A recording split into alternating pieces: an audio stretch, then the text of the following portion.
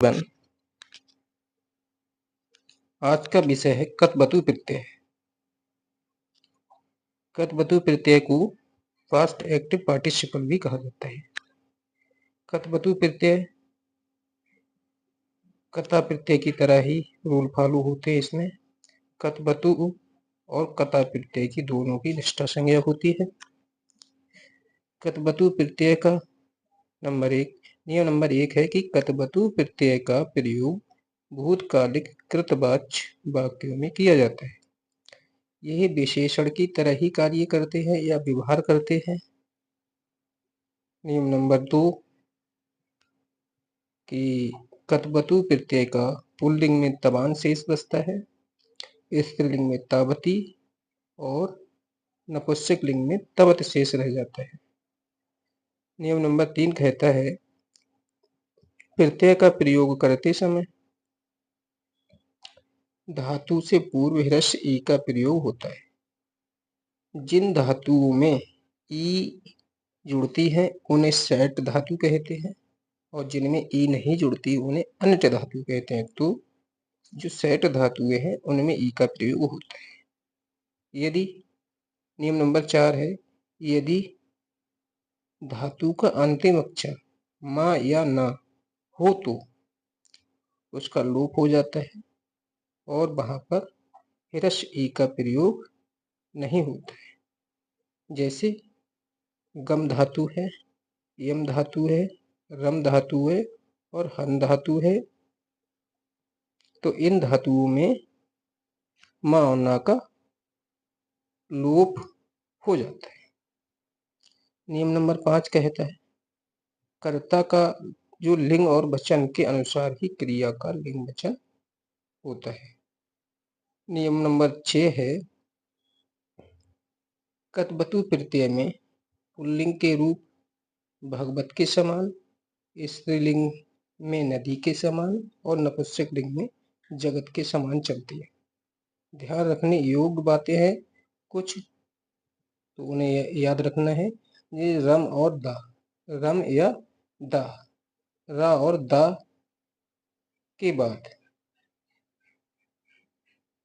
जो प्रत्यय का प्रयोग करते हैं हम कता प्रत्यय या कतवतु प्रत्यय का प्रयोग करते हैं तो ता के स्थान पर ना हो जाता है और धातु के अंतिम दा को भी ना हो जाता है। जैसे छिद में कता प्रत्यय जोड़ेंगे तो जो ता है तो ता के स्थान पर ना हो जाता है या ता, या फिर कतवतु के में जो ता है उसके स्थान पर ना हो जाता है।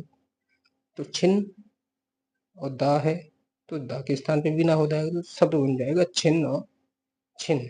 ऐसा ये भिन्न धातु में दा है और ता के स्थान पर ना हो जाए तो भिन्न बन जाए। और दूसरा है कुछ सा के स्थान पर सित हो जाता है, माँ के स्थान पर मित हो जाता है, स्था के स्थान पर स्थित होता है। इन जो अकारांत धातुओं में प्रायः ई हो जाता है। इसी प्रकार गा है, पा है, हा है, जो अकारांत में दीर्घ ई हो जाता है। शा है, मा है, स्था, इन धातुओं में क्या है ह्रस्व होता है और गा है, पा है, हा है, इनमें दीर्घ ई हो जाता है। कुछ धातुएं हैं जिनमें ना के स्थान पर आ जाता है, जैसे जन धातु है, सन धातु है, खन धातु है, ना के स्थान पर आ का प्रयोग हो जाता है, दीर्घ का प्रयोग करते हैं।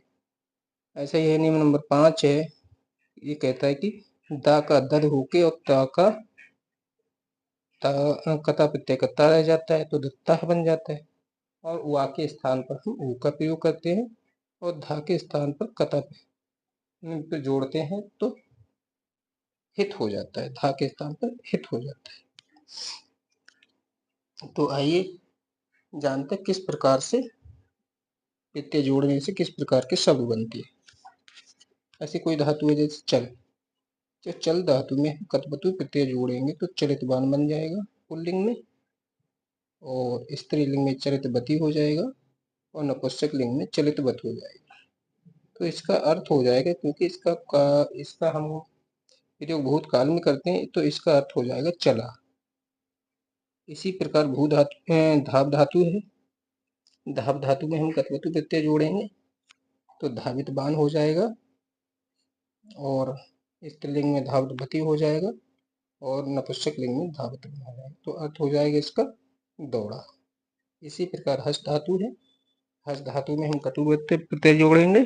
कतु प्रत्यय जोड़ने पर हसित बान हो जाएगा पुल्लिंग में, स्त्रीलिंग में हसित बती हो जाएगा और नपुंसक लिंग में हसित बत हो जाएगा, तो अर्थ इसका क्या हो जाएगा? हसा। इसी प्रकार गम धातु है। गम में क्या कह रहा है कि माँ के स्थान पर लोप हो जाता है, जो माँ है उसका लोप हो जाएगा, तो ताकता रहेगा तो बन जाएगा गतबान। पुल्लिंग में गतबान हो जाएगा, स्त्रीलिंग में गतवती हो जाएगा, नपुंसक लिंग में गतवत हो जाएगा और अर्थ हो जाएगा गया। ऐसे दृश धातु है, तो दृश में सा के स्थान पर शा हो जाता है, तो दृष्टवान हो जाएगा पुल्लिंग में, और स्त्रीलिंग में हो जाएगा दृष्टवती और नपुंसक में दृष्टवत हो जाएगा। अर्थ हो जाएगा इसका देखा। इसी प्रकार है पच धातु। पच धातु का चा के स्थान पर का हो जाता है कतबतु प्रत्यय में, तो चा के स्थान पर कतबतु प्रत्यय का प्रयोग कर का हो जाएगा, तो पकवान बन जाएगा, पकवती बन जाएगा, पकपत हो जाता है, अर्थ हो जाएगा पकाया। इसी प्रकार कथ धातु है। कथ धातु में पुल्लिंग में कथित बात बन जाएगा, कथित बती हो जाएगा और कथित बत हो जाएगा, इसका अर्थ हो जाएगा कहा। इसी प्रकार द धातु है। दा के स्थान पर दत्तवान हो जाता है, तो पहले भी बताया गया है, और स्त्रीलिंग में दत्तवती हो जाएगा और नपुंसक लिंग में दत्तवत हो जाएगा, अर्थ हो जाएगा इसका दिया। ऐसे ही लब धातु है, तो लब में सत्य संधि से भा के स्थान पर वाह हो जाता है, तो लब्धवान बन जाएगा और लब्धवती हो जाएगा स्त्रीलिंग में, और नपुंसक लिंग में लब्धवत हो जाएगा। तो लब्ध का अर्थ होता है पाने के अर्थ में, तो भूतकाल में इसका प्रयोग करेंगे हम तो हो जाएगा, अर्थ हो जाएगा पाया। ऐसे कृत धातु में कृतवतु प्रत्यय जोड़ेंगे तो कृतवान हो जाएगा, स्त्रीलिंग में कृतवती हो जाएगा और कृतवत हो जाएगा नपुंसक लिंग में, और इसका अर्थ हो जाएगा किया। और भू, इसके बाद है भू धातु। भू धातु में हम कृतवतु प्रत्यय जोड़ते हैं तो भूतवान बन जाएगा पुल्लिंग में, स्त्रीलिंग में भूतवती हो जाएगा और नपुंसक लिंग में भूतवत हो जाएगा, इसका अर्थ हो जाएगा हुआ। आइए, ये तो धातु थी, बाकी जितने भी धातु हैं वो आप लोग अपने आप से रिवीजन करके कर सकते हैं, किसी प्रकार से उनमें परिवर्तन होंगे। तो अब जो कतवतु प्रत्यय है इसका प्रयोग हम किस प्रकार से करते हैं। एक वाक्य है रामा विद्यालयम अगच्छत, तो राम विद्यालय को गया। अब कतु प्रत्यय का हमें कतवतु प्रत्यय का अगर हम इसमें प्रयोग करते हैं तो गम धातु अगच्छत है जो कि भूतकाल में है, तो उसके स्थान पर गम धातु में पुल्लिंग में क्या बन जाएगा गतमान, बाकी सेम रहेगा, तो राम विद्यालय गतवान। इसी प्रकार दूसरा है कि शिक्षिका छात्रान अपाठयत, तो शिक्षिका छात्रान अपाठवती हो जाएगा, बत्या हो जाएगा, अपाठ बत्या हो जाएगा क्योंकि इसके रूप क्या चलेंगे नदी के समान चलेंगे, पाठवती पाठवत्य हो जाएगा। इसी प्रकार है अहम ग्राम गच्छाम, अहम ग्राम गच्छाम, तो अहम का अहम हो जाएगा, ग्राम का ग्राम हो जाएगा और गच्छाम का गतवान हो जाएगा, अगर स्त्रीलिंग है तो गतवती।